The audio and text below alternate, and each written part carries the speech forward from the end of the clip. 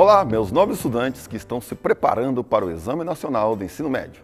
Sou o professor Jefferson e esta aula é de geometria, mais especificamente iremos relembrar várias fórmulas de áreas de figuras planas. Mas, antes de eu começar a falar a fórmula, faça o seguinte: quando eu falar o nome da figura, tente lembrar qual a fórmula antes de eu falar. Fechado? Então vamos lá. A nossa primeira figura plana é um quadrilátero com pares de lados paralelos, 2 a 2 com mesma medida e ângulos internos iguais a 90 graus. Já sabe qual é? Isso mesmo, é o retângulo. E sua área é igual à medida da base vezes a medida da altura. E aí, lembrou da área do retângulo antes de eu falar? Agora, vamos para a próxima figura. Mas o trato ainda continua. Lembre-se da área da figura assim que eu falar o nome dela. Essa também é um quadrilátero, com as medidas dos ângulos internos iguais a 90 graus. E seus 4 lados têm mesma medida. Estamos falando do quadrado.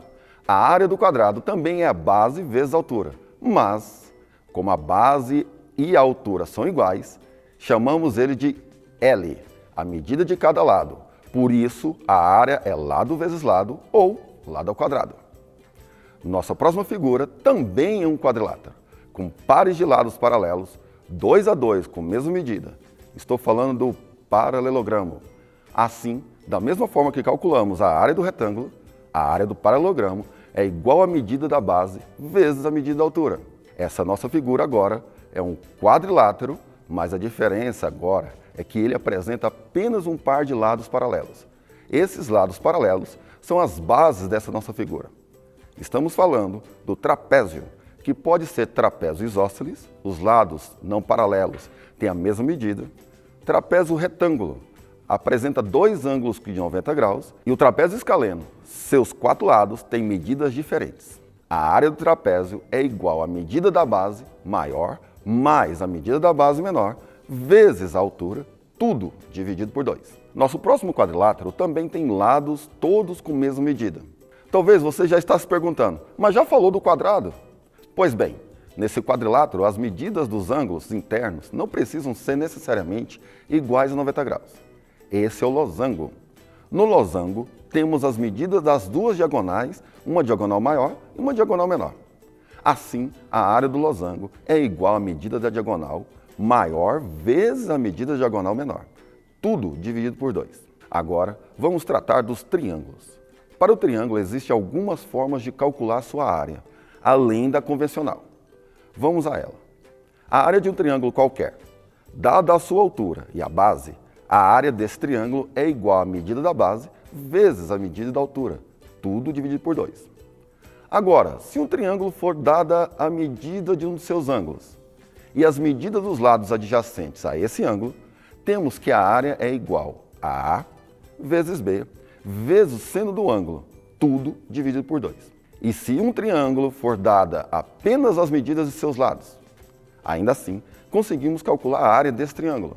Primeiro devemos calcular o semiperímetro, ou seja, a metade do perímetro. Lembrando que perímetro é a soma das medidas dos lados de um polígono. Assim, o semiperímetro é igual a A mais B mais C, tudo dividido por 2. Lembrou? A área, então, é determinada pela fórmula chamada fórmula de Heron. Heron, de Alexandria, que é o responsável por elaborar uma fórmula matemática que calcula a área de um triângulo em funções de suas medidas. As medidas essas dos 3 lados. Assim, a área é igual à raiz quadrada do semiperímetro vezes o semiperímetro menos a medida A, vezes o semiperímetro menos a medida B, vezes o semiperímetro menos a medida C. E agora, a nossa última figura dessa nossa aula, mas não menos importante, é o círculo. Sua área é igual ao valor da letra grega π, vezes a medida do raio ao quadrado. Agora que lembramos de algumas áreas de figuras planas, vamos resolver uma questão que caiu no Enem de 2012. Jorge quer instalar aquecedores no seu salão de beleza para melhorar o conforto de seus clientes no inverno. Ele estuda a compra de unidades de 2 tipos de aquecedores. Modelo A, que consome 600 gramas por hora de gás propano e cobre 35 metros quadrados de área. Ou modelo B, que consome 700 gramas por hora de gás propano e cobre 45 metros quadrados de área. O fabricante indica que o aquecedor deve ser instalado em um ambiente com área menor do que a sua cobertura. Jorge vai instalar uma unidade por ambiente e quer gastar o mínimo possível com gás. A área do salão, que deve ser climatizada, encontra-se na planta seguinte. Avaliando-se todas as informações, serão necessários: alternativa A, 4 unidades do tipo A e nenhuma unidade do tipo B. Alternativa B, 3 unidades do tipo A e uma unidade do tipo B. Alternativa C, 2 unidades do tipo A e 2 unidades do tipo B. Alternativa D, 1 unidade do tipo A e 3 unidades do tipo B. Alternativa E, nenhuma unidade do tipo A e 4 unidades do tipo B. Para respondermos a essa questão, primeiro vamos calcular a área de cada um dos 4 ambientes. No ambiente 1, tem a forma de um retângulo.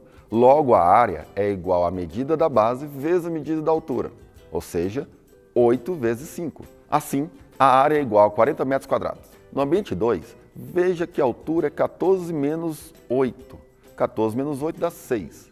Então, a área do ambiente 2 é 6 vezes 5. 6 vezes 5 é igual a 30, então 30 metros quadrados. O ambiente 3 é outro retângulo. Podemos ver que a base é 9 menos 5 e a altura é 14 menos 8. 9 menos 5 é 4 e 14 menos 8 é 6. 4 vezes 6 são 24 metros quadrados.